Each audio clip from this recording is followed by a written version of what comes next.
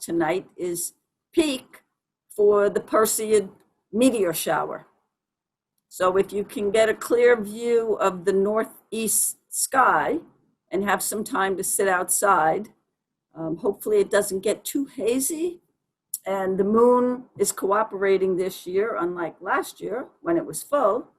So after the meeting, go on outside, enjoy the fresh air, and watch for a meteor shower. Thank you for taking the time out of your evening to join us tonight and log in, hear updates about what's been going on at the Wareham Land Trust, vote for our slate of directors, and learn who our guest is. I would like to give a shout out and a big thank you to Sandra Wheeler for her years of service on both the Board of Directors and the Board of Advisors, and her most generous financial support of the Wareham Land Trust for all these years. Sandra is stepping back to allow any other members to step up and join the Board of Advisors. If any member would like to join the Board of Advisors or any one of our committees, which we have an outreach committee, a stewardship committee, and a land acquisition committee, please reach out to us. We welcome new members anytime, and we're all learning constantly at this, so anybody who wants to get more involved, just let us know. The Wareham Land Trust has had numerous events and programs and fundraisers planned for this year. We had, which I'm not going to go into the details, Amy will cover some of that. COVID changed all of that. So our intentions, we had things planned out all the way to, well, probably close to now. And COVID changed that because face-to-face, in-person, we had to stop doing. And thanks to our TerraCore service members, Kyla, Melissa, and Mike, and numerous member volunteers, many of our programs did go virtual, and our trails remained open all through this pandemic. Numerous other organizations had to close because of crowding. We did not. And most people behaved themselves, which was a very good thing, and we did send reminders out if people were not behaving themselves. Even though you're outside, you still need to socially distance, and now they also want you to wear masks even when you're outside. But we're very fortunate that we have beautiful lands and beaches right in town. We don't have to leave town. We don't have to drive far. And many of our lands are in neighborhoods which people can walk to, which is even nicer. So I think everybody needs a pat on the back for all that they did to keep the Wareham Land Trust present in people's everyday lives. The past October, myself, Nancy McHale, our treasurer, Mary McFadden, our clerk, we attended the Land Trust Alliance's annual rally in Raleigh, North Carolina. That was a twister. It was rally in Raleigh, North Carolina, as the Wareham Land Trust received the Land Trust Accreditation Commission's Accreditation Award. We had put in an application for renewal.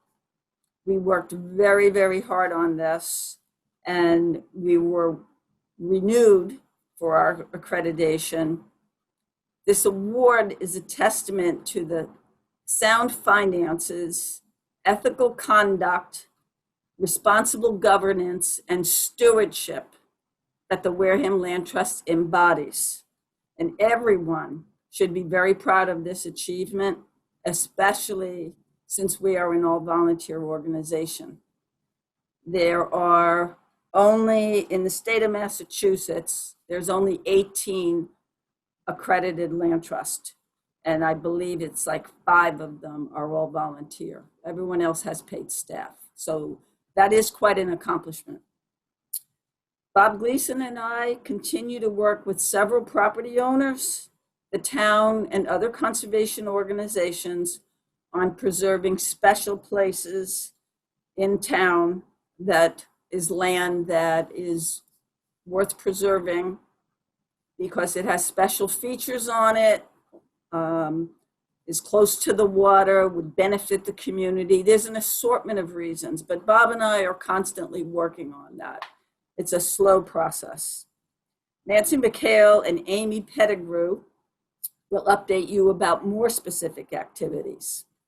So now I'm going to turn over the speaker part to Amy Pettigrew, who's our membership chair, excuse me, board member, and this past year's TerraCore supervisor. And she will update you about outreach highlights, TerraCore, and other member happenings. This is good timing. I'm losing my voice. Anyway, Amy, over. take it away.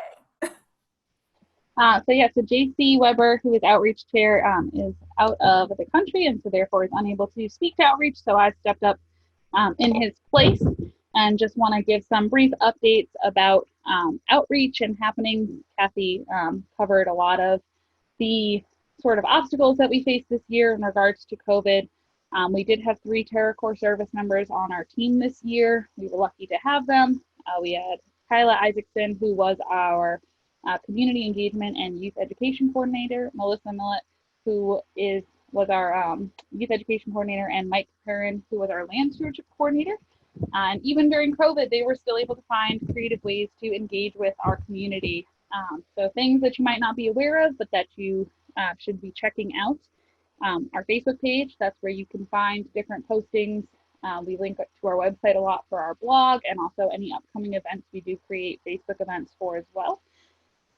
We now officially have a YouTube channel, so you just have to look up Wareham Land Trust on YouTube, and we have content on there such as do-it-yourself science videos, birding with Mike's, where Mike changed his birding walks from in-person walks to virtual ones, as well as some other fun videos like animal yoga and things like that.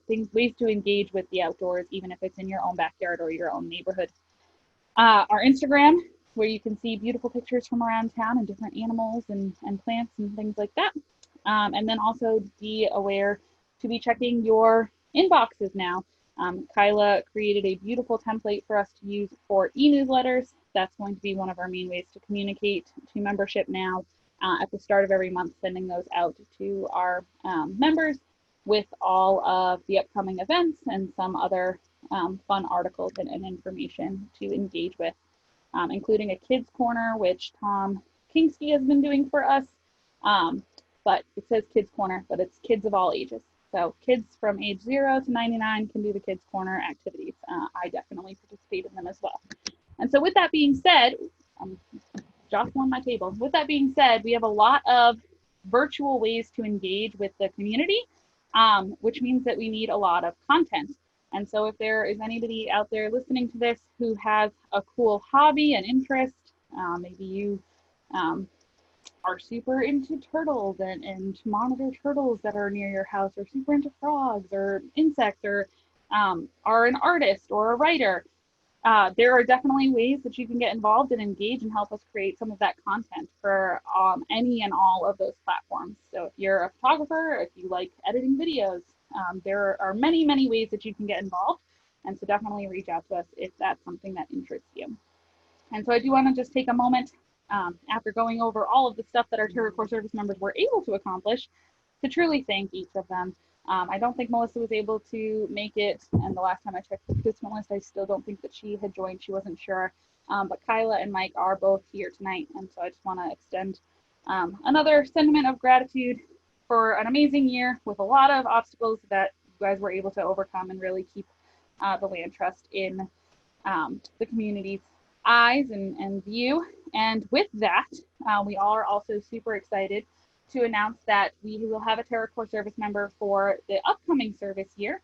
We will be sharing this service member with Mass Audubon here in town, the Great Neck Wildlife Area, so Sacred Hearts and the Wildlife Sanctuary. And this position will be a land stewardship position as well as community engagement. So it's a hybrid position. And she's actually joined us here tonight. So at the end, when I allow everybody to unmute themselves again, if Jenna has stuck around, feel free to say hello and introduce yourself. Jenna Shea will be our service member for this upcoming year. So welcome, Jenna. And I will now turn it over to Nancy, who will give our treasurer's report.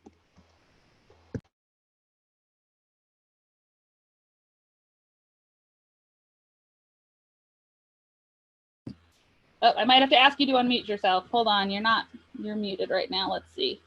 Ask to unmute. Can you unmute yourself? Okay, there we go. Hey. All right, thank you. And if anyone is interested in having a copy of our current year-to-date P&L or balance sheet, please let me know.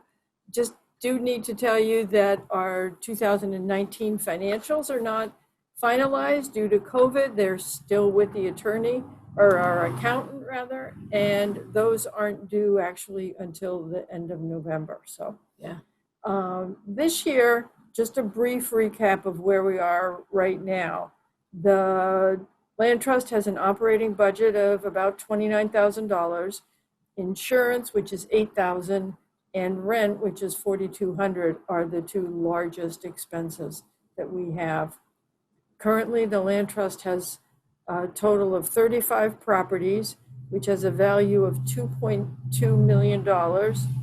We have 2.5, almost 2.6 million in assets. 235,000 of that is in designated funds, such as land acquisition, stewardship, legal defense, and the yet to be created staff position. This leaves approximately 108,000 in unrestricted operating reserves. So we're in a reasonably good financial position right this minute. But those monies would go very quickly if any of the land acquisition projects come through. Okay. Again, doing our due diligence is extremely expensive for these properties.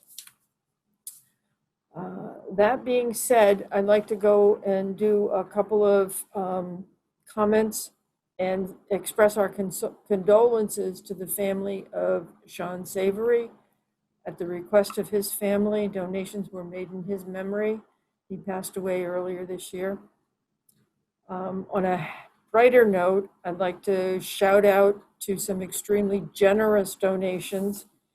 Peter and Betsy Block were extraordinarily generous this year, and Richard Hupp, who's trustee of the Caroline Bloomer Charitable Trust, he was very generous with his suggestion that they donate to us. These significant contributions are very, very necessary. Our membership this year, the return on those has been sluggish, but I am encouraged when I say that people are donating at least the same level that they had done last year, and quite a few of them have upped their membership level, which is fantastic. So if your renewal is still sitting on your to-do list, please dust it off and send it in. Appreciate that. You already know the extraordinary work that the 2019-20 TerraCore service members did. Amy highlighted that and Kathy touched on it. But none of that would have been possible without the extraordinary gift of and support of the Stifler Family Foundation. They have supported the TerraCore program since the very beginning. And they have committed again this year to making that one of their priorities, and we should be receiving reimbursement for those. Can't thank them enough for keeping this project, virtual connected, keeping us connected with all of and doing the outreach. So this is terrific. Sorry, I just lost my place on my sheet. Also, I wanted to thank some of the corporate donation programs this year, such as Target Circus, Amazon Smiles, Stop and Shop, and Shaw's reusable bag programs.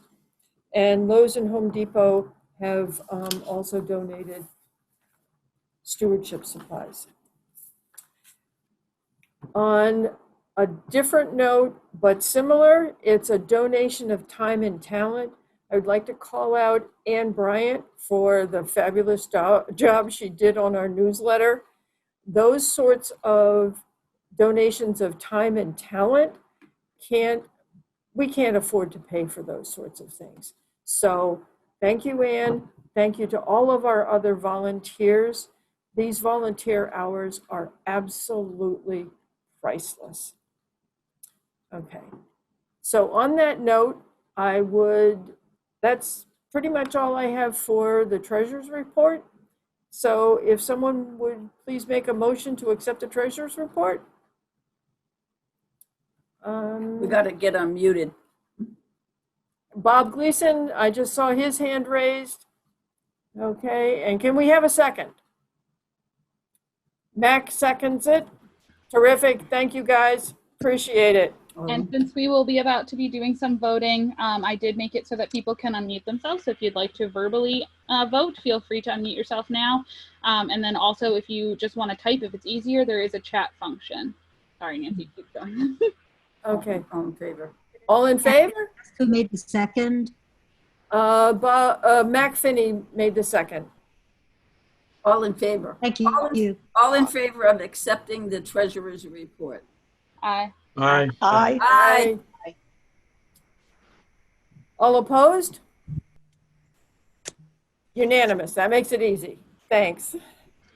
Now onto another pleasure. It's my honor to nominate this year's slate of directors. Those directors coming up for renewal would be Kevin Barsht, Sue McComb, Mary McFadden, and Dale Scott. Do I hear any other nominations from the floor? Hearing none, can I have a motion to accept this slate as presented? I'll make a motion to accept the slate as presented. Okay, Mac makes a you. motion. Thank you, Mac. Can I have a second? I'll second. Who was that? That was Peter. Peter. Peter. That was Peter Lebouillier. Peter, yeah, that's true. He's Yes. a member, he can Yep, do he that. can do that. Yes. Okay, Sorry. Don't worry. all in favor? Aye. Aye. Aye. Those in opposition? Hearing none? Unanimous. Thank you. I would also like to make a motion at this point to ask the clerk to cast one ballot in favor of this slate. So I would make that motion. We just need a second for that. Amy seconds. Amy seconds. All in favor? Aye. Aye. Aye. Those in opposition? Hearing none, unanimous. Okay. Okay, terrific. Thank you, everyone. Now that we've concluded the important business part of this portion, I'd like to return the meeting back to Amy, who has single-handedly pulled this meeting together. So, yay, Amy! So far, it's still working, but we're only like a little ways through because now's the fun part, the entertainment part. Well, we did the legal part, so we're all good. Okay, let's have some fun. All right, so I'm gonna mute everybody now because I'm about to introduce our speaker, and that way we just don't have background noise if people have like a phone go off or something like that. Okay. But then at the end of Zach's presentation, I will also let everybody unmute themselves again if there's any questions, because we do have time for questions and answers. But it's my pleasure to introduce Zach Mertz, who has graciously offered to come and talk to us to make our meeting a little bit more entertaining this evening. Zach has been involved with both the New England Wildlife Center and the Barnstable Cape Wildlife Center. And he says that these types of establishments often handle the very poignant moments between wild animals and the people who find them and bring them in for care. And these moments are a prime opportunity for teaching about an animal's biology. And so I'm going to turn it over to Zach, and I'm super excited about this, and we'll learn about some of Zach's trends. Cool. All right, can everybody hear me okay? So Zach, I'm going to mute everybody, and then I'm going to give you permission to unmute yourself. Me here. Perfect. That's fine. I don't want him to see. I know. It's not showing either. Zach, where did Zach go? I lost him.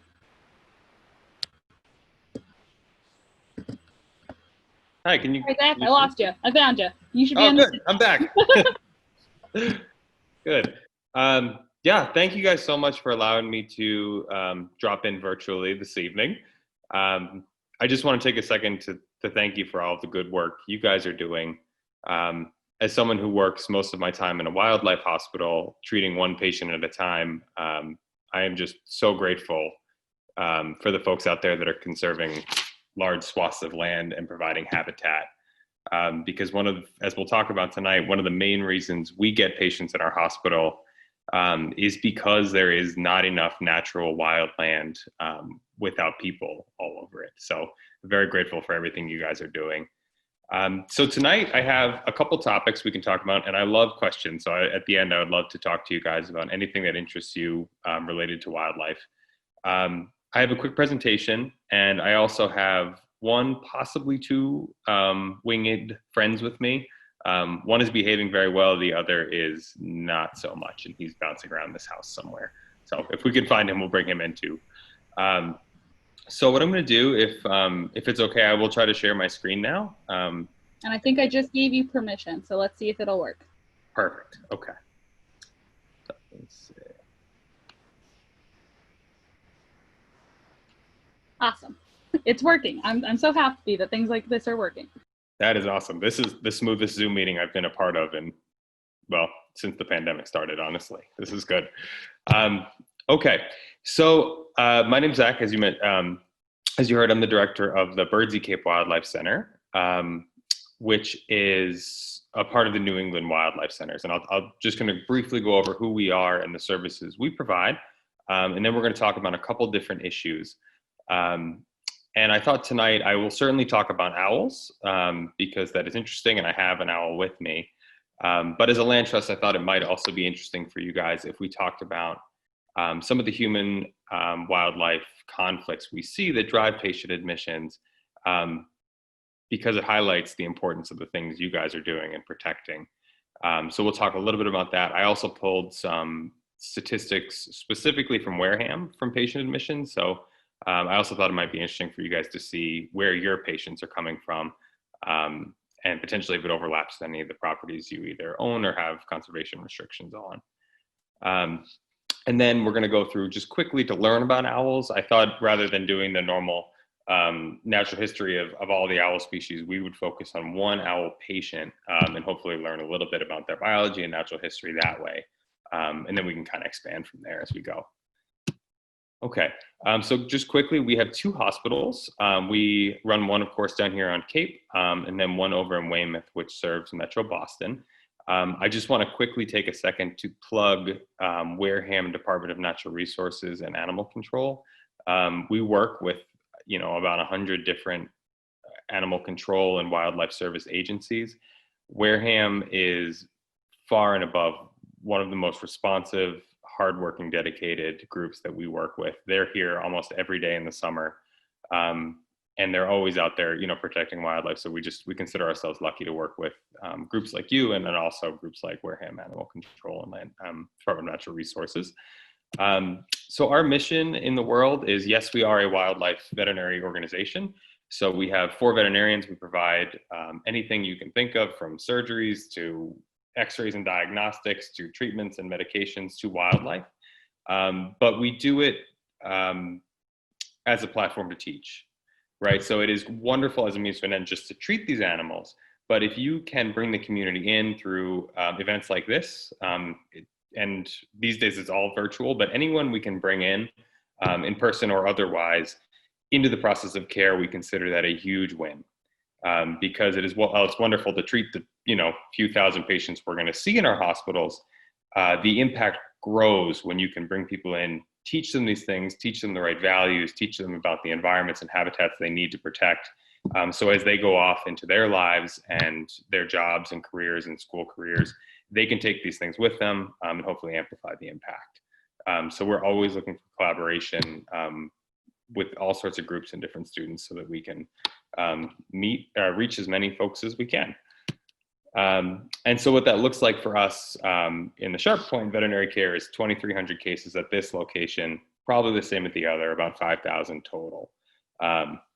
And so that's a lot of animals. And believe it or not, probably 60–70% of those come in the months of June, July, and August.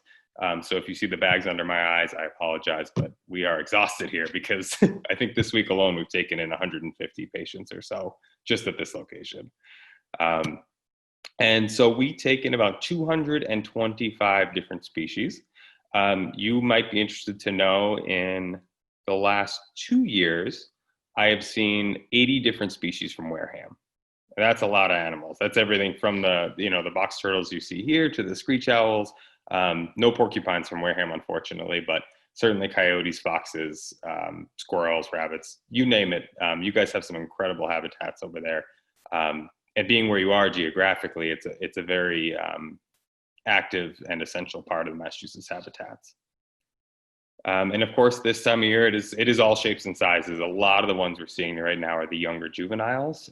So the birds that fall out of trees, the young squirrels that got blown out in the storm, small possums that have become orphaned, tiny turtles that have just hatched or spending their first year out. And then, of course, a lot of the larger trauma cases. And believe it or not, this hawk was actually a Wareham patient. I threw that in there for you. He's actually released back in Wareham, so you should keep an eye out for him when you're out walking the properties. Okay, so as I mentioned, we see all different types of species, different types of animals, but the main reason we see them is human-wildlife conflict.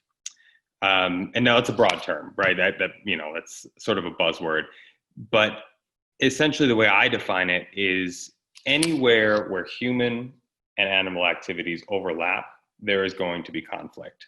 And now these days we're not so much competing and conflicting with these animals for food resources or water resources.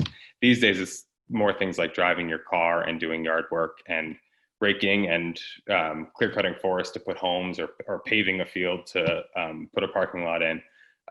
That is mostly what we're talking about these days. This is nothing new for our species, but it is something we still grapple with all of the time.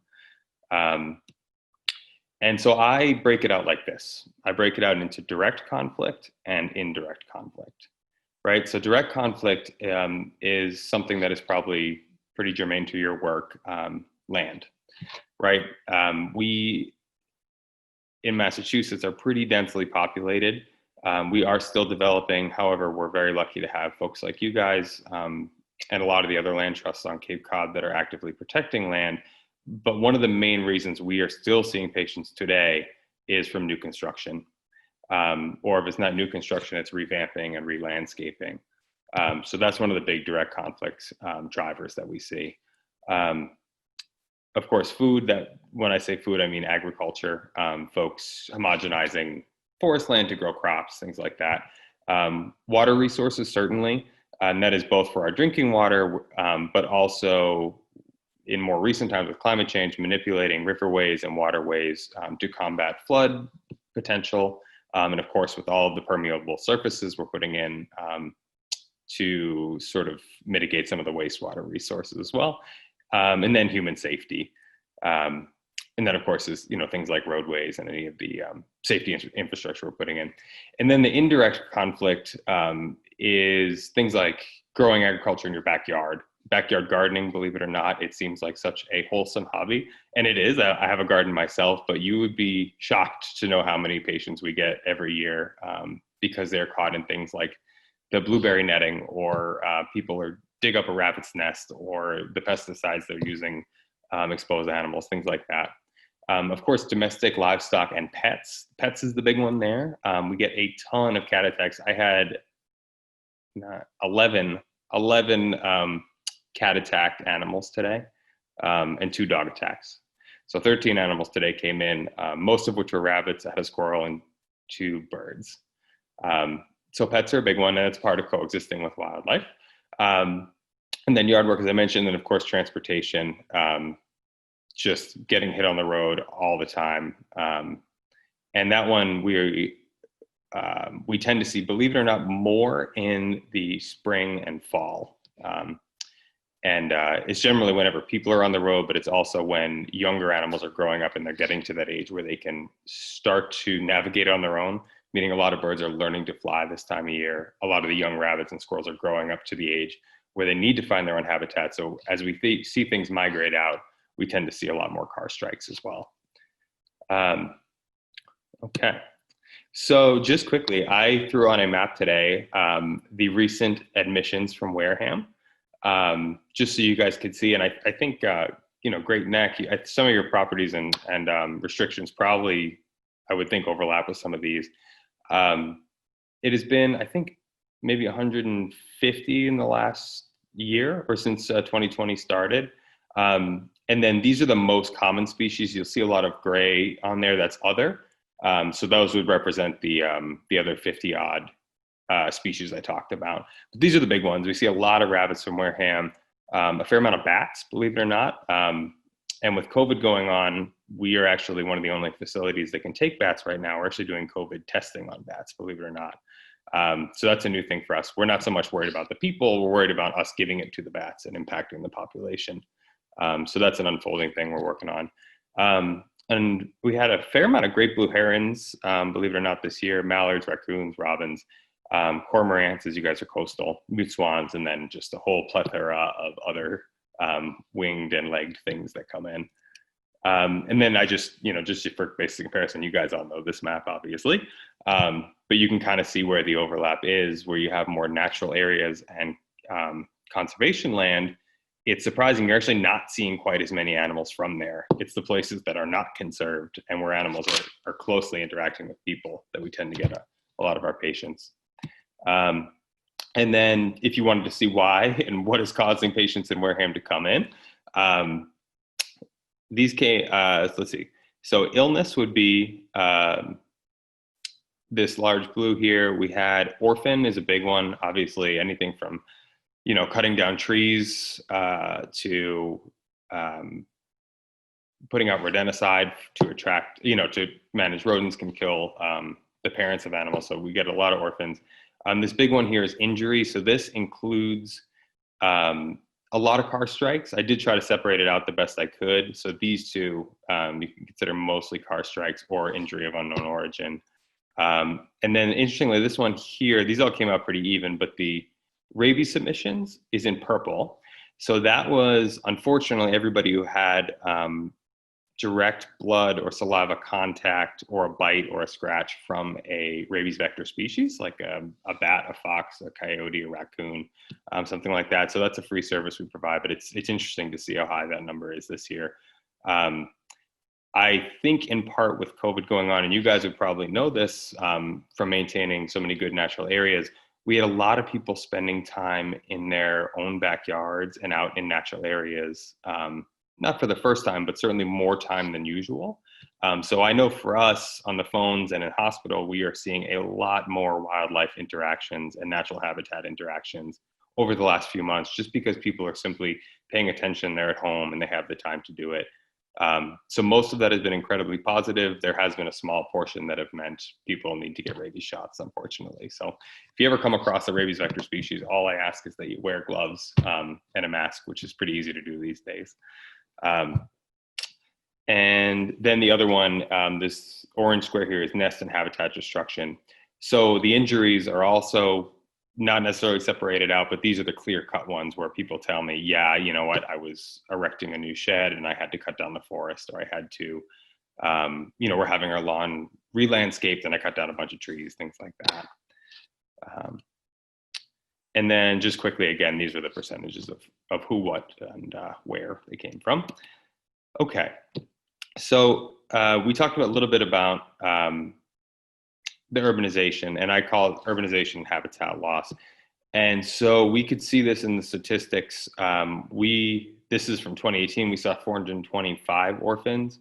Last year, it was closer to 700. And it's not all related to habitat loss, but a lot of it is. And that's from all over the Cape and all over Massachusetts. But it's interesting, we are seeing an increase in that statistic. And these 3 patients were all from Wareham. So I threw those on there for you. And of course, like I mentioned, it does cause an increased interaction between wildlife and humans. So the car strikes were up, the window strikes were up. I think I cut off my other slide, but the trauma cases had also gone up by about 100 patients. The thing I will say is during the month of March, we saw a drastic decrease in the number of car strikes. And I think that was in large part because people were not driving as much and they were home. But then as soon as, things started to open up, we saw a large increase again. And then the other one I threw on here, just because we're seeing a lot of it, including, I think 2 patients this week from Wareham, are the fishing line and fishing lure entanglements. And so this is both ingestion, meaning the gulls and seabirds. We had a shearwater today, swallow the hooks, they ingest it, and it causes internal damage. We have to do surgery to remove them.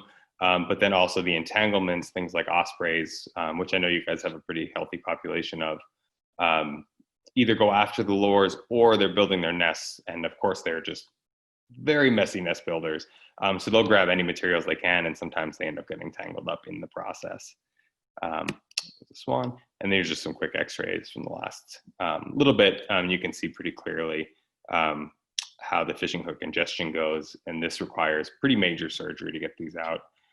We did one today, and the gull is actually doing very well right now, but you can imagine the resources that go into it. It's probably a 2-hour procedure per hook. Okay, so now I think it is probably time to talk a little bit about owls, as promised. I will, if you excuse me for 1 second, I will grab Loki, who is also a Wareham resident, believe it or not.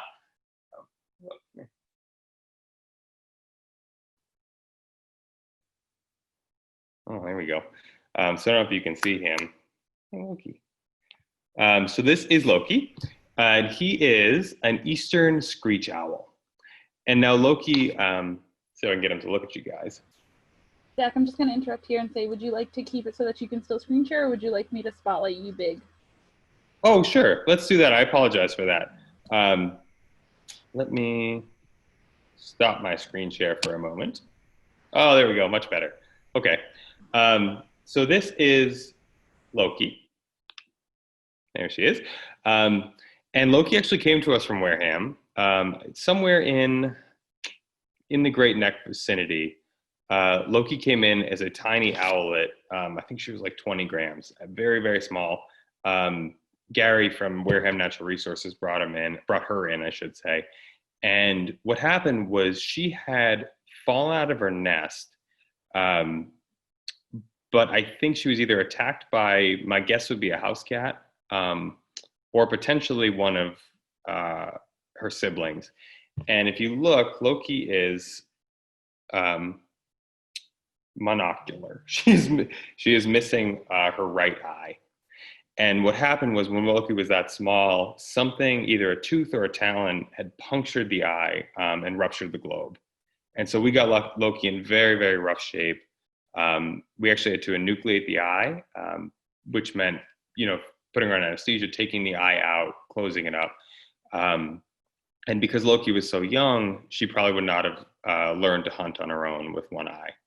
Now, interestingly, this is a good point to talk about some owl anatomy. Owls are very visual. They probably have the best night vision of any creatures on the planet.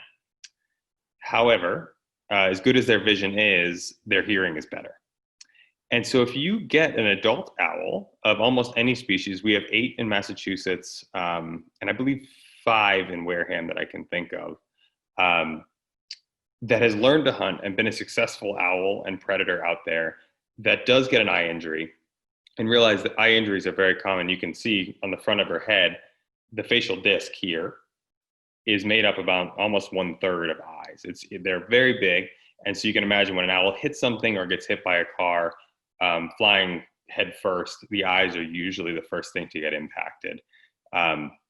So we do see it a fair amount. But if you get one of these adult owls that has an eye injury like that, and they've already learned to hunt, their hearing is so good that they can usually compensate, right? So we will release one-eyed owls pretty frequently.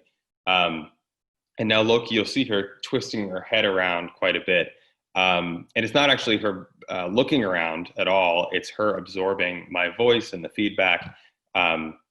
These guys have just an incredible sense of hearing.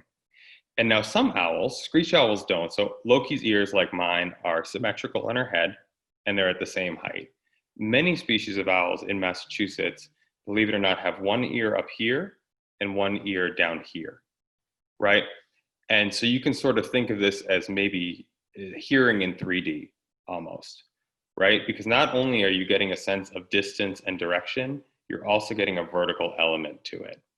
And so if you're an owl and you're in the business of hunting mice, say, and you're up in a tree and you spend your life perched up above the ground, you now have this elevation element to your hearing as well. So not only can you tell there is a mouse, 200 yards away rustling in the grass, you're going to know how high above you are. So when you go in for the approach and the descent, you're going to have a very good idea of exactly how to fly and maneuver to get there. So anyway, the reason Loki is with us and couldn't be released because she was so small, she truly had never hunted before. They rely on their parents to learn this behavior. She couldn't stay in the wild and probably would not have learned very well without the full visual. So she lives with us now and does some education programs. And interestingly to know, screech owls, from what I can tell, with great horned owls are probably the most common owls in Wareham. We get a fair amount. You guys probably do have the occasional barred owl, and some of you on the board might be able to tell me better because I know you spend a lot more time outdoors there than I do. But I would suspect you have the occasional barred owl, probably the occasional saw-whet owl. I'm not sure about barn owls, and then the short and long-eared owls. I'm not sure if they stretch into Wareham. If anybody out there knows and can confirm they have seen them, I would love to know. Because most of their experience is on the Outer Cape and Islands. Okay, so if you don't mind, I'm going to screen share one more time, and I'm just going to use Loki to talk about a very important issue that's near and dear to our hearts that's affecting a lot of owls this year and over the last decade. Let me see. These are owl feathers.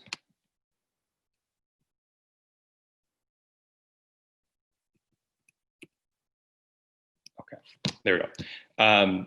So this is not Loki. This is another patient that was actually released, which we're very thankful for. And I'm going to walk you through the case. So this is a young great horned owlet, something we see very frequently this time of year. They're these little, they look like angry cotton balls is the best way I can describe them. They're very well fluffed out, and they have a real attitude, which is kind of awesome. So he came into us. He was you'll see Loki is pretty alert. Her head is on a swivel. She's bright. This guy was not doing that. He was head pressing, meaning his head was down, very lethargic, very weak, and also had an immense amount of bruising on the chest. And believe it or not, was actually bleeding out of the nose. I threw in some feather things here. So what do we do? So the first thing you do is you give a physical exam, which means with Loki, I would stretch out the wings. I would sort of palpate the legs, make sure everything is looking as it should, full range of motion. This owl had that. We took x-rays, no broken bones, but we did assess the body condition.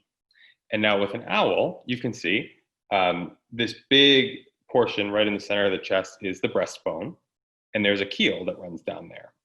And now us humans have pectoral muscles and we use them for all sorts of things, but they're incredibly important to birds, right? Because that is the main muscle for flight. And it's also where they tend to store a fair amount of their fat. So during the winter when they need extra fat stores or food is not as available, the fat stores actually go on the front of the chest for the most part. So when you feel an owl's chest here, you should feel a nice, plump, rounded muscle and fat store. And so we did this to this poor great horned owlet, and it was all bone, totally emaciated. So what that tells us is whatever has happened to that owl probably has been going on for a while. right? It wasn't, you see bleeding and bruising, you immediately think car strike or window strike, something like that, an immediate trauma. When you see a diminished fat store, it tells you, well, it's probably a more chronic issue. So our diagnosis changed to rat poison. And now this is something we come up against hundreds of times a year in all different species, not just the predators, the birds of prey, I should say, but also we're starting to see it in larger predators as well. And what this is people trying to do rodent control. We have a fair amount of rodents on the Cape. And you do rodent control, and this is the folks that are using the anticoagulant rodenticides, right? So these are the ones, the rat poison, it's a reasonably cheap and effective, cost-effective way to do it, and it's commercially available. So you can walk into Home Depot and buy these. But what it does, the way it works, is the animal, the rodent ingests these things, it stops the blood from clotting. And now a lot of times the rodent doesn't perish right away, unfortunately, it becomes sick and slow. And so if you're a Loki and you see a very slow-moving mouse that's not doing a very good job of getting away, you're going to think you have, well, a very easy dinner. So Loki's going to go down and eat that mouse and at the same time ingest the full dose of the rat poison. And now all of a sudden Loki is not feeling well. And when Loki's not feeling well, the next mouse he can afford to go after is going to be one of the ones that is slower moving, not as fast.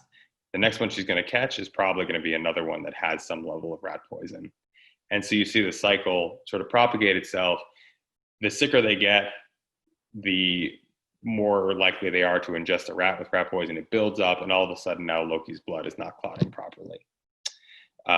Or in this case, this great horned owl. So this is the same owl, believe it or not. He did survive. I know this picture's a little gory, but you can see this is all bruising and bleeding from a very minor fall. All he did was fall out of a nest that was about 6 feet off the ground, which for an owl shouldn't be a big deal. And so that is where we started to look. And so there's no chemical tests to detect it in the body. The only way you can do it is looking at how the blood clots. And so a bird like Loki should clot in about 5 minutes, right? So you just take the blood sample, put it in a tube, leave it on a table, and 5 minutes later it should be clotted as it's exposed to oxygen. And that's basically how we do the rough test for it. And luckily it is treatable. You can give vitamin K, which we did. And that it provides a superficial clotting factor that'll help counteract it. And so this little guy, we did that. Here's the test. Instead of the normal 5 minutes, on May 5th, when we got him, it took 3.5 hours for that blood to clot. So you can imagine what that was, how detrimental that was to the system. If the blood is running through, it almost looked like, well, I hope no one's eating dinner, but it almost looked like red Jell-O before it was made cold, like liquid Jell-O. So we started giving vitamin K every single day, twice a day. And it took almost a full month, and all we did was reduce it by an hour and a half, essentially. It still took 2 hours on June 2nd. And this is with fluids and pain meds and keeping the animal comfortable. And so it actually took another full month after that, and we finally got it down to 4.5 minutes, which is right where it should be.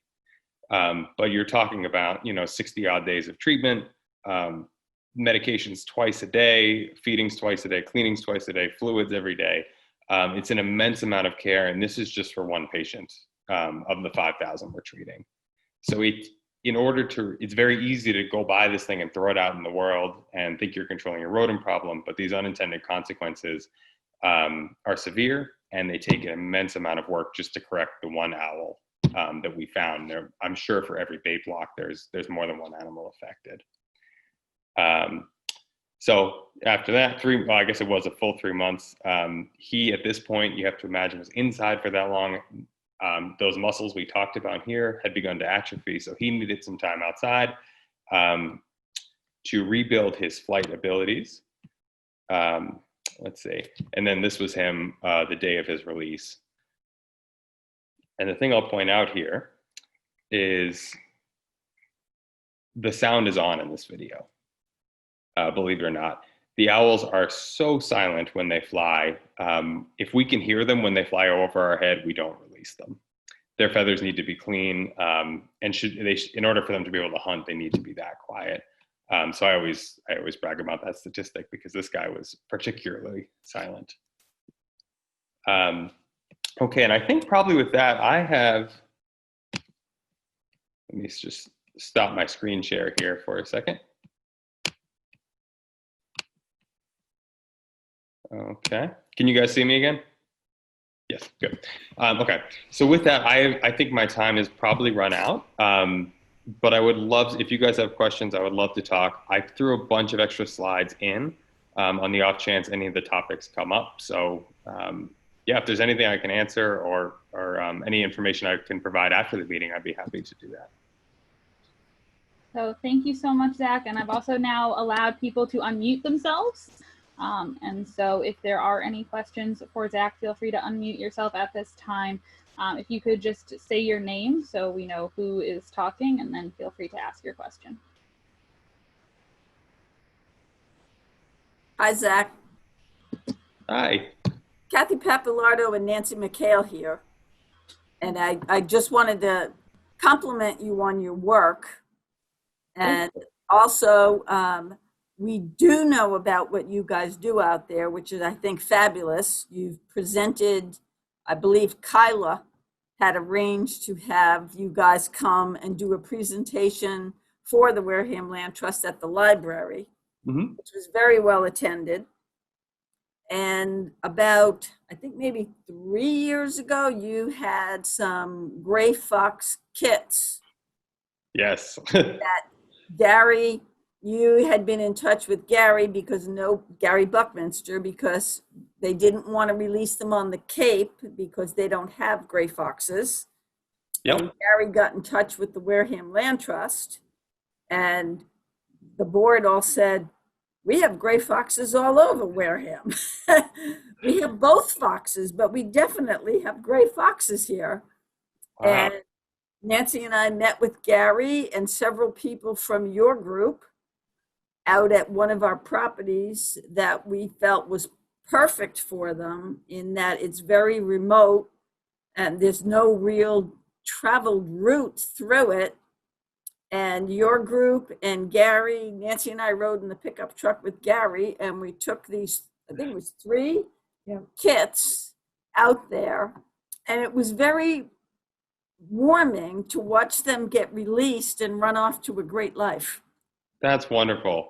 I knew Gary had released them. I couldn't be there that day. I did not know it was on one of your properties. Thank you so much. That makes me feel very good to know that they're in such a good place. That's why we feel connected to you. Sure.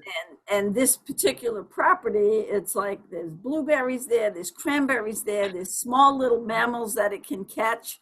There's very few people around. There's no paved roads around, and there's a river. So they have a beautiful water supply. That's awesome. All of our patients should be that lucky.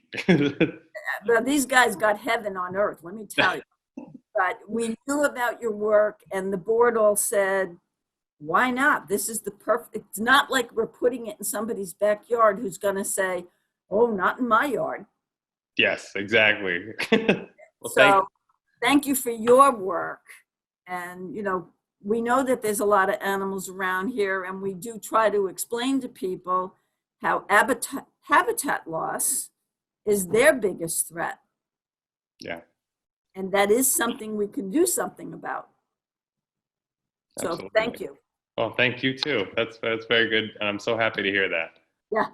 Zach, Hi, Zach. This is Mac Finney. Hey, Mac. And I have a question for you. About 2 weeks ago, my wife and I were out walking on one of the cranberry bogs, or near one of the cranberry bogs, and it was noontime on a very hot day, and a great horned owl flew over us. Whoa. And perched in a tree. And I know it's a great horned owl because when you looked up at it against the sky, it looked like a Halloween owl. Yep. And I know something about owls. But I thought it was very strange for it to be out flying around on a hot day right in the middle of the day. That is interesting. If I hadn't been looking up, I never would have seen it. It was absolutely silent. And it went fairly low. So I have no doubt that's what it was. And then it went in a tree and it looked like a Halloween silhouette. Sure. Yeah, so it's a little late in the season. Most of their young have fledged. If this was June, July, I would say they're probably hunting overtime to feed younger owls. But this time of year, that's pretty interesting. I have a strange follow-up for you. Was the owl panting a lot? Couldn't tell. When it roosted in the tree, it was a little ways off. We tried to approach it to get a picture, and it, you know. Yeah. Well, the fact that it flew away is good. Right. I do know with the heat the last couple of days, they will occasionally fly and pant too.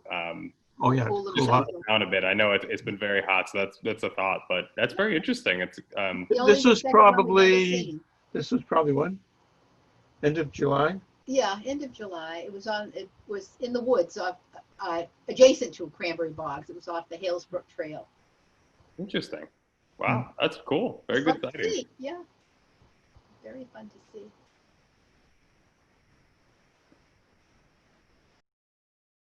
Cool. Well, Any other questions from anybody? I don't think there's hardly anybody here. Okay, I got another question. With the spraying they're doing now, do you expect to get any patients as a result of that? that's a hard one. What I will say about the spraying is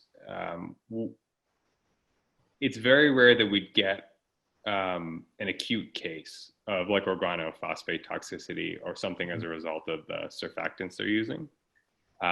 We don't usually, my sense is that it's probably harmful, but it's probably chronic. And so I think it probably leads to more long-term conditions. So as a wildlife hospital, people ask me that all the time, and I don't always have a good answer because I can't necessarily point to a patient and say, oh, this is a direct result of spraying. That being said, I'm sure it's adding to the patient's, long-term illnesses and chronic illnesses, if that makes sense. Mhm. Zach, I have a question. Clearly what you're doing is extremely important. It's also extremely labor intensive. About how many employees and volunteers do you guys have? How do you manage to Sure. do all this? So we took over this location about 3.5 years ago. So the Weymouth location is relatively small. I think all said and done, we have, with admin and everything, 25 or 30 at both locations. And then at this location, during normal times, we have about 100 volunteers, 70 to 100. Unfortunately, it's been so hard. We had to suspend our volunteer program with everything going on just because our facility wasn't entirely large enough to have staff, volunteers, and students all under the same roof. Although we're very excited, September 1st is the day we're going to bring people back. So we're anxiously awaiting. But in an average day here, maybe that's a better way to answer it. There's probably, I don't know, 25 to 30 people on site at this location alone. Terrific. Thank you. Yeah. Thank you for what you do. Thank you, and thank you guys. It's two sides of the same coin, really. Doesn't do any good to help one animal at a time if they don't have a place to go back to. Right. In terms of where we released the foxes, it was our property that's called the Agawam Pine Barrens. It's a 66-acre parcel. So I've heard of that. yeah, that's where it is. Okay. Very cool. I had a question. We do have time for maybe just 2 more questions or so, and then we'll move on to our next speaker. But go ahead, Lori. Thanks. Zach, what would you recommend, like if I see a seagull that has some fishing line attached to his leg or something? I mean, like, how do you go about capturing a seagull and bringing it out there? I saw one like last week, and I didn't know what to do with him. I mean, he was still flying and everything, but I could see it hanging from his leg as he flew, a piece of fish line and a weight on it or something. Oh, wow. But I didn't begin to know how to capture him. Sure. That is a hard question. I have chased many a seagull and been successful and sometimes unsuccessful. It's hard if they can fly. Yeah. But the best that's what answer I'm thinking. I can give you is if you can get up close to them using a large sheet or towel and throwing it all the way over the bird, making sure to cut off the visual contact is going to calm that bird right down and usually make it freeze where it is. Oh, Um, okay. the other thing I will say is tenacity is your second best bet. Meaning, you kind of got to rely on the local community to say, oh, I saw this gull at this beach. Oh, I saw it over here. It was in the Wendy's parking lot. Oh, it was in McDonald's. And Yeah. usually for a gull that can fly, you probably have to go out 2 or 3 different times before you get them in a situation where you can safely capture them. And then you need to bring him like out to your place in something that has a lid on it or something, right? Yes. Yeah. And Yeah.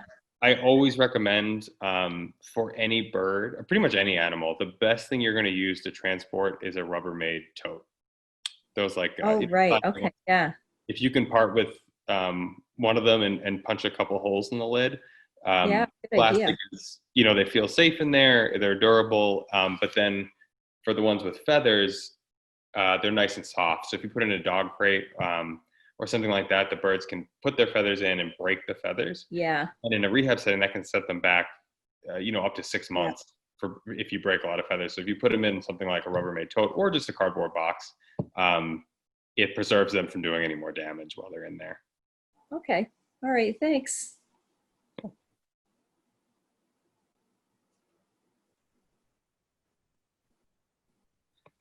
And not to throw you, I see that you unmuted yourself. Did you have a question, or are you just unmuted? No, I had one other question. I noticed on your chart you had a lot of Eastern Cottontails. Yes. Any New England Cottontails? Occasionally we get one that we can identify.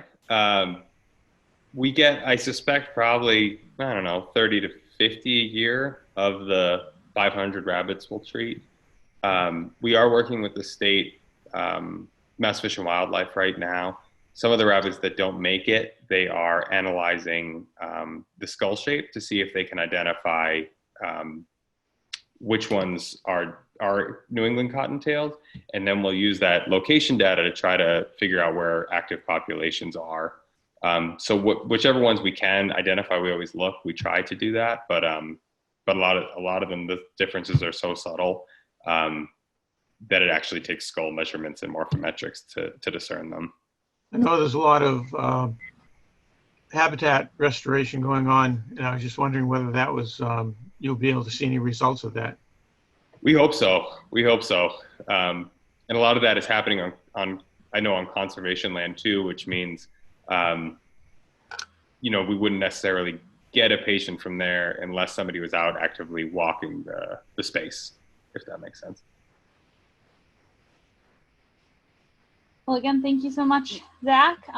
Do you want to give some contact information? Throw that out there. I didn't prepare a slide. I slacked. So as far as people can looking things up and getting in contact with you if they have further questions. Of course. Yeah, you guys can always reach out to me. I'm at the Cape most days. The easiest way to get me is either on the front desk phone, because my cell phone number, for better or worse, is on the answering machine. So you can always find me that way. And the other way you can get me is I answer all of the website messages. So if you go right on our website to the contact form, you're getting a direct line to me, and I can happy to answer questions that way and start a chat. Awesome. Thank you very much. Thank you guys. This is really fun. I appreciate all the work you guys do. So I'm gonna unspotlight you, Zach. Feel free to stick around. Up next, we do have Mike Perrin, who was our service member this past year for land stewardship. And he led a program with Mass Audubon to try to up the Osprey Watch participation here in Wareham. And Mike has some updates for us. So Mike, feel free to unmute yourself. I believe you should be able to share screens as well. And I've also now pinned your video. Awesome. Hello, everyone. Can you hear me? Awesome. So thanks for having me out. As Amy mentioned, I was last year's land stewardship coordinator with the Wareham Land Trust. One of my big projects was trying to get Wareham residents more involved with citizen science as a means to connect people to the natural world and get them involved in stewardship. So citizen science is a form of science where non-scientists, so lay people like me, I don't have a biology degree, but I'm an avid birder. So I know my birds in the area. I participate in citizen science to input data about birds. And as we know, a lot of Wareham residents really love osprey and know a lot about osprey. So I thought this was a really great opportunity to get people interested. So let's see if I can screen share real quick. Okay.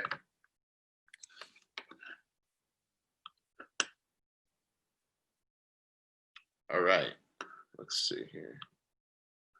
Everyone, can anyone see the screen there? Awesome. So here's just a quick intro slide. Checked up on what some of Zach had to say about the owls. Yeah, so it looks like we do occasionally get barred owls, mostly great horned owls, definitely some saw-whets down at Lyman Reserve and some of the areas with more pine barrens. They really enjoy a pitch pine tree. So if you're ever around pitch pines near February or March, listen out for their hooting. It's really cool.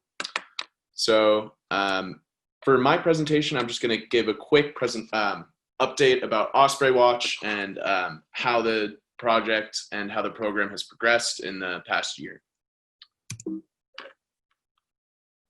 So here's some background. Osprey Watch, as I mentioned, is a citizen science project through the Center for Conservation Biology. The overall goal of the program is to document existing osprey nests and monitor breeding activities to track population trends and learn more about the environment that the nests are in.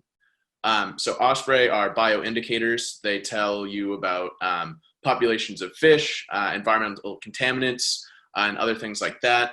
Canary in a coal mine is a really accurate depiction for birds and how they interact in the natural world. They often alert other species, including humans, of potential risks or threats. So the goal in Wareham was to bridge an existing data gap between Dartmouth and Westport, where Allen's Pond Mass Audubon Sanctuary is, which is very involved in the Osprey Watch program, and Cape Cod, where there is a big influence of Osprey Watchers as well. So the actions I took, I coordinated with the Wareham High School, and some of you were in attendance for an event that I was calling the Osprey Hour. It was a presentation with Mass Audubon and Caitlin Depot, who is a wildlife biologist for Mass Audubon who helps out with their osprey research during the summers. So through this event, we recruited dozens of interested monitors. The image here is just a depiction of what Osprey Watch is all about. It shows you where the nest is, and here is a report of what you're actually documenting. So the different breeding activities, and a place to update diary and upload photos as well. So this map depicts what Osprey Watch had before the Osprey Hour. As you can see, Wareham only has about 5 nests before reaching Bourne. And then you can see there's a lot of activity in Cape Cod, in Falmouth, and a lot of activity in Dartmouth and Westport, but not a lot of activity between New Bedford and Wareham. So these nests that were already reported in Wareham were also monitored irregularly. So while it is really great that there was the data where the nest for the nest locations, there wasn't an active monitor reporting on the breeding activities annually. So here's what Osprey Watch looks like now in Wareham. As you can tell, I zoomed in on the town a bit, and we went from 5 nests monitored irregularly to 30 nests monitored regularly. So as mentioned, this was a partnership with Mass Audubon South Coast Sanctuaries. They have a monitoring group already set up with Osprey Watch, so they let us join in. We're kind of in between them and Cape Cod, but our partnership allowed us to coordinate with Gina Pertel to make that happen. So our influence here actually spurred involvement in Marion, Mattapoisett, and Bourne, just through word of mouth, people saying, I love this new thing that I'm doing, and telling their friends about it, getting in touch with me or Mass Autobahn, South Coast Sanctuaries, and starting to participate in this project as well. So as you can imagine, we're really gathering a ton of really great data for documenting breeding activities of osprey in Wareham. So as many of us know, osprey were heavily impacted by DDT and the use of pesticides. Their eggs would crack, and they were almost actually extirpated from New England about 50 years ago. So they have had an amazing swing in population, and this is a species that is really charismatic, so people love to watch it. It's easy to observe. They often nest near developed areas, and they also hold this conservation success story that can get people really jazzed about conservation. So they're really prime example for how citizen science can influence people's lives. So some fun things to come out of Osprey Watch. We'll watch a short video. Oh, maybe. Let's see. Here we go. So I took this video. It's at the golf course. Ooh, that's probably bad. Yeah, so that's at the golf course at Great Neck. This is a female. You can tell that she has some modeling colors around her chest. And she has a greenish yellowish eye that I will zoom in on in 1 second. Here we go. So the adults will have this greenish yellowish eye color, while the juvenile, which is shown down here, will have a reddish, almost amber color eye. So if you can get a look through binoculars or a photo, you can actually tell how old the ospreys are that are sitting in the nest. So my first of the year observation for osprey in Wareham was March 24th. I saw an osprey fly over the office, which is on Main Street in Wareham. And that was a really exciting time for me. It really marks the return of birds for the summer. So that was really neat.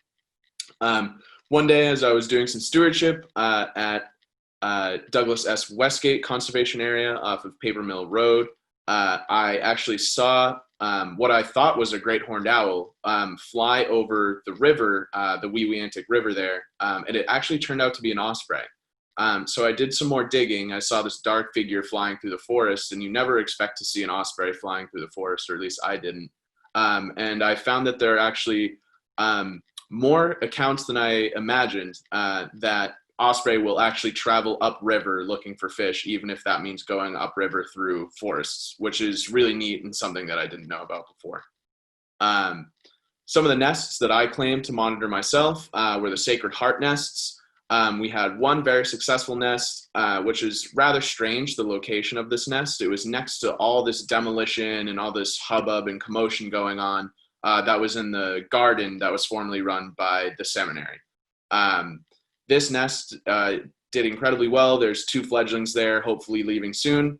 And out at Widow's Cove, a nest failed.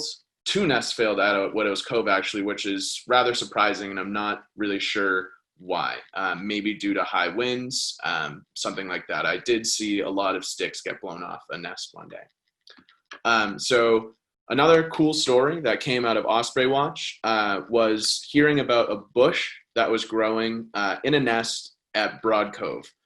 So actually, Lori Benson let me know about this bush that was growing out of a nest and occupying a lot of the nest space where the fledglings and juvenile birds really need some space to spread their wings and learn how to be new birds into the world. So Lori was concerned about the chicks and reached out to Gina and I. And then about a week later, Lori actually reached out again and said that somehow, we're still unsure how, the bush was actually dead. So there's a couple different theories that were thrown out. The adults could have picked out at the roots. and killed the bush after they realized it was taking over nest space. Osprey will oftentimes bring fish carcasses into the nest, so maybe it broke down. It might be good fertilizer, but we're not really sure how that happened, but we're thankful that it happened. Just a cool mystery that may go unsolved. So not all happy stories, some sad stories. There are a couple nests that tried even maybe 3 times to have eggs, and due to winds and storm, the nest would either fall down or fail. So there was a lot of also sad stories that you can go and check out on Osprey Watch. So due to the tropical storm that passed through Massachusetts, I did see one report that a nest was blown down and some fledglings did perish. So if you are out there looking for your ospreys, definitely keep a close eye on those nests right now. Get out and check on them and make sure that they're all right after the storm. So some more stories. When I was going through reports of Osprey Watch, I saw this really cool blog post that I really wanted to share with you all today. So I'll read it out to you. Saw the most amazing activity today. The osprey were defending the nest from a bald eagle. Initially, it was only one was diving at the eagle, with the eagle flipping over in flight and stretching talons to try to injure the osprey. Then the second osprey joined in. Finally, the eagle landed in a nearby tree. Then the 2 ospreys started after a third osprey that was trying to fish in the water near the nest. Amazing to watch, both eagle and third osprey finally left, and the first osprey resumed sitting on the eggs, and the others looked up at his or her spot nearby trees. So the question begs, do eagles raid osprey nests, or was it trying to fish? Likely it was both. So a really, really cool encounter that one of our Wareham Osprey watchers had led to this really great question to be asked. So eagles can go after osprey chicks. Eagles are one of few birds that are all 3 scavengers, fishers, and hunters. So they will go after generally most things. An osprey chick will be pretty hard to go after because a bald eagle will know that the parents are likely going to try to defend those chicks. So for an eagle, that is a mighty price that you might have to pay in getting injured and fighting a parent osprey. So what I most likely think it was the osprey, the eagle trying to fish in the osprey's territory and the osprey chasing the eagle out. And same deal with the other osprey, because they can get territorial over fishing grounds. So another really cool story that I heard as a result of Osprey Watch and bringing more attention to it was the Wareham class of 77. After speaking with Anne Bryant about Osprey, she said that she remembered in her yearbook there was a shout out to the first osprey nest in Wareham since DDT took its toll on the numbers. So as you can see here, featured in the yearbook is a photo of the osprey nest, supposedly the first one since DDT. So seeing the first one since almost extirpation from the area to over 30 nests now on Osprey Watch, really came full circle to me and really emphasized why Osprey Watch is and conserving land is such a necessity in Wareham. So that is all for me. I wanted to thank Wareham Land Trust again for all of your hard work this year and all your support. I wanted to thank everyone involved with Osprey Watch, including Lori Benson, Len and Paula Booten, Anne Bryant, and Helen, and everyone else out at Mass Autobahn. So thank you to all the monitors as well. Next steps for you all would be to keep monitoring your nests, especially right now, getting whether or not the nests were destroyed during the storm, and also waiting for the chicks to fully fledge and leave the area. So if you are on this call and you are interested in getting involved, send an send an email to this email here, stewardship@warehamlandtrust.org, and I can point you in the right direction to get involved. So thanks everyone for your time, and if there is time, I would like to open for any comments or stories that others might share about Osprey this year. So people can unmute themselves if they are interested. Mike, feel free to either leave that up on the screen or you can stop sharing at your leisure. And we have enough time for maybe like 2 or 3 comments or questions. Mike, I had a question. Lori? Yeah. Hi, Lori. What happened? Hi, Mike. What happened to the pair that was nesting on the boathouse at Sacred Heart when they tore the boathouse down?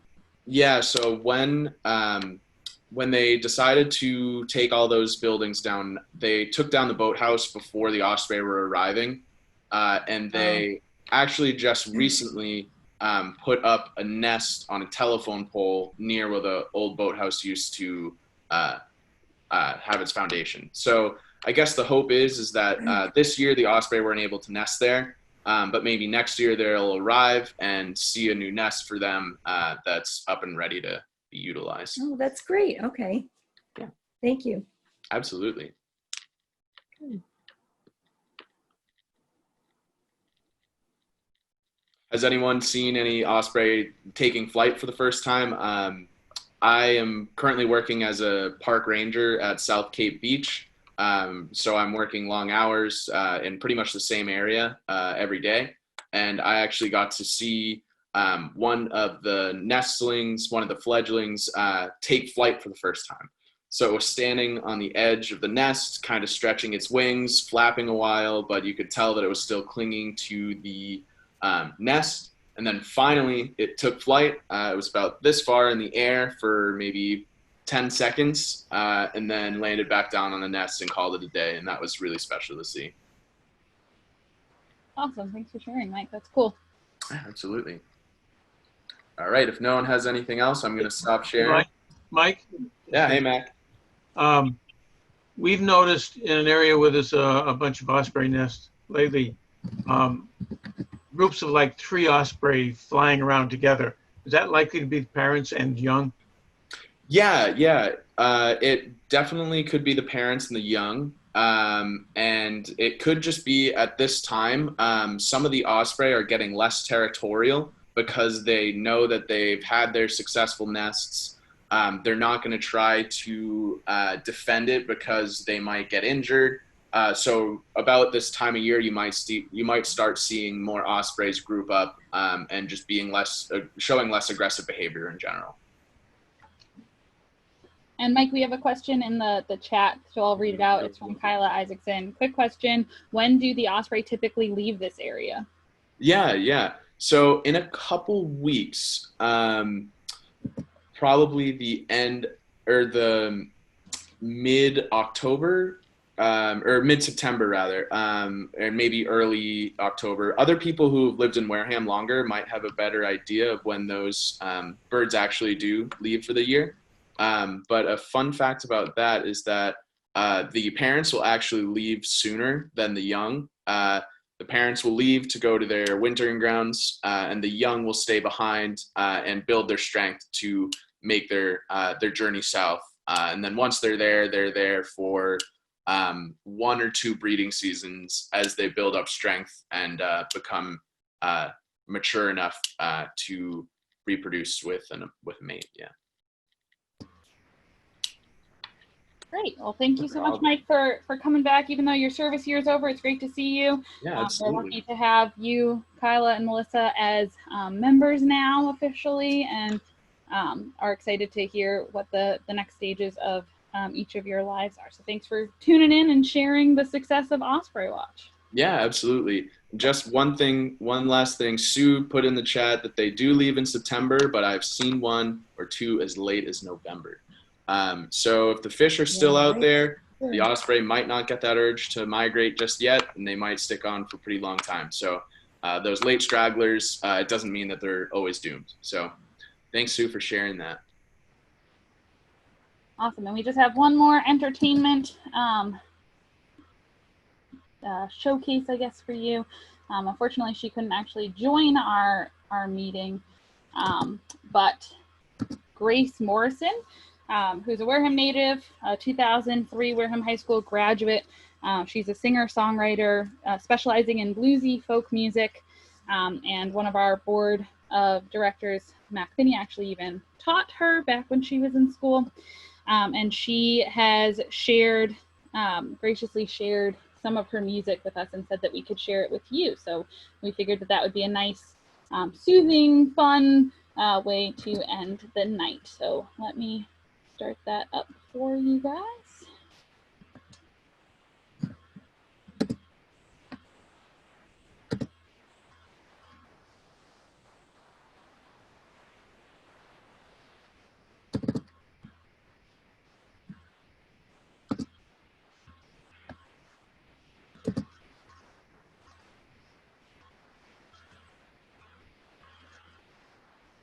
When I was small, I was the good Lord's daughter. Didn't do nothing that would stir the water. My hair and pigtails and my saddle, shoes laced. You could read my heart by the smile on my face. Oh, dream long and slow, but it don't mean nothing about the way things go. Oh, now I'm racing against the clock and wondering when I'll ever fit into those old blue jeans. Know my heart, I know myself, I love my life, but I don't know what any other means. So I'll spend another day, put another suitcase down. Say, Daddy, you were right, Daddy, you were right. Yeah.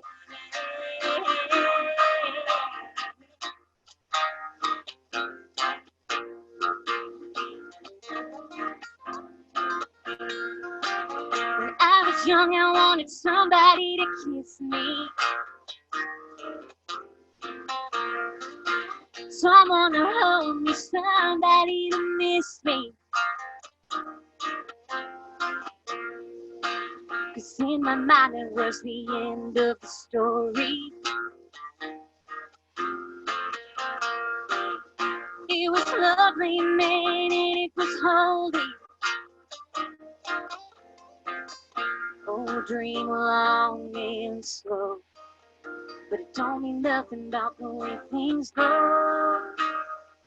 Oh, now I'm racing against the clock and wondering when I'll ever fit into those old blue jeans. I know my heart, I know myself, I love my life, but I don't know what any other means. So I'll spend another day, put another suitcase down. Say, Daddy, you were right, Daddy, you were right. Yeah.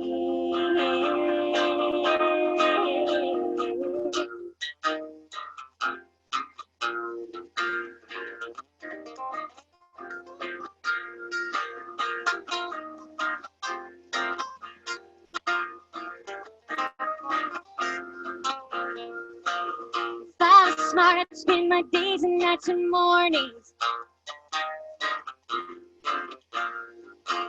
deep in the trenches and ignore all of the warnings. I know I'm lucky I got you as a believer. The girl that I am thinks that nobody can see her. Oh, dream long and slow, but it don't mean nothing about the way things go. No, now I'm racing against the clock and wondering when I'll ever fit into those old blue jeans. I know my heart, I know myself, I love my life, but I don't know what any other means.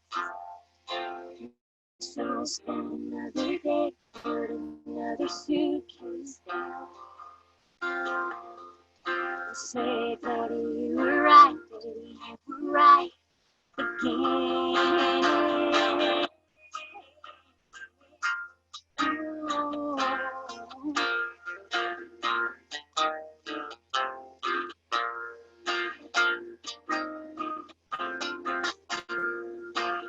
I was young, I was a good love fighter.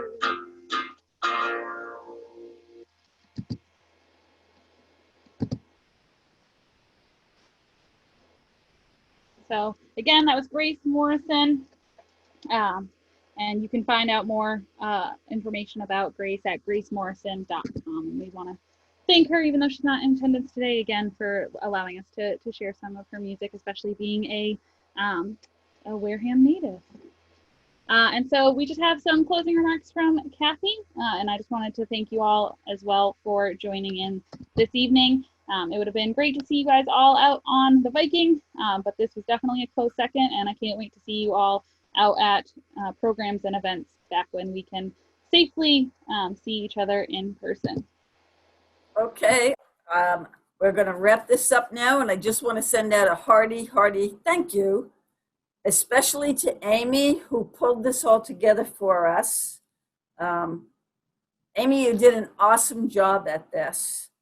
Thank you to everybody who joined in, and especially to, I will say, Zach. That was a great presentation, and I hope that the Wareham Land Trust can continue to do other programs with you. And again, that's a big reason to save habitat. It's not just for us people, it's all of us. Animals, flora, fauna, humans. And thank you to Mike for your presentation on Osprey Watch. I think the people in Wareham, that was a real eye-opener to see the numbers going from 5 to 30 in regards to how many nests are actively being watched in Wareham. So thank you, Mike, for running that. I don't know, I want to thank you all for joining this meeting. I hope you enjoyed the speakers, the music, and the updates. I miss seeing you all in person. A big part of the Viking was the ability, so many people I know by name, and I don't necessarily know their faces. And when Kathy Finney and I would stand on the dock, thank you, Kathy Finney. When Kathy Finney and I would stand on the dock and sign everybody in, it was a great learning experience for me to be able to put the names of the people with their faces. And we made that connection, and I'm very happy that we have that. So I want to thank Melissa for putting together the slideshow that was the introduction to the show, and for anybody who contributed photos to that. The Land Trust over the past several years has accumulated quite a bit of photos that it's kind of eye-opening when, people will look at photos and go, where was that? And then you tell them where it was, and they're like, that's Wareham? It's like, uh-huh. Because a lot of people just don't realize what's here. So there's a lot that's here that's beautiful that people don't know about. Thank you all. The Wareham Land Trust is all volunteers, and that's what makes it all work. Thank you all for your continued support. Stay well, stay safe, get out and enjoy the trails. And remember, Perseid meteor shower peaks tonight. You may want to go out there and take a look. And yes, Bentley the cat had to make an appearance. He comes to every one of our Zooms. And he saw you, and he had to zoom in on Brian. So thank you all. I have nothing else to add unless anyone has any comments or questions. Feel free. Amy will unmute you. Thank you, Kathy. Thank you. Thanks for the newsletter. It was great. All right, have a good night, everybody. Thanks so much for joining us. Thanks, Amy. Thanks, everybody. Have a good night.